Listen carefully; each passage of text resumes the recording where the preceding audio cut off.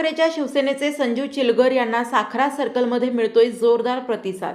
हिंगोली सेनगाव तालुक्यातील अत्यंत महत्त्वाचे सर्कल म्हणून ओळख असलेल्या साखरा सर्कल जिल्हा परिषद गणात ओबीसी महिला आरक्षण सुटल्यामुळे सर्वच पक्षातील नेत्यांनी आता संपर्क वाढवण्यास सुरुवात केली असून प्रत्येक गावात भेटीगाठी घेऊन नागरिकांच्या अडीअडचणी सोडवताना दिसत आहेत।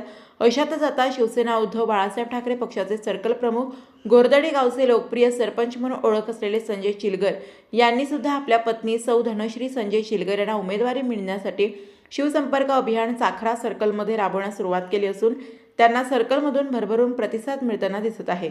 संजय चिलगर हे मागील 10 वर्षापासून साखरा सर्कल प्रमुख शिवसेनेत कार्यरत आहेत। त्याची एकनिष्ठ व निष्ठावंत म्हणून ओळख आहे।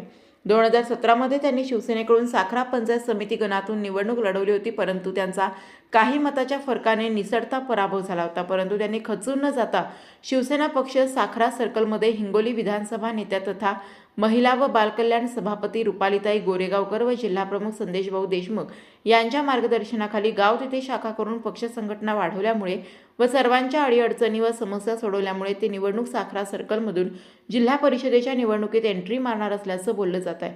आता शिवसेना उद्धव ठाकरे पक्ष निष्ठावंत कार्यकर्त्यांना संधी देतो की बाहेरील उमेदवारांना संधी देतो हे पाहावे लागणार आहे।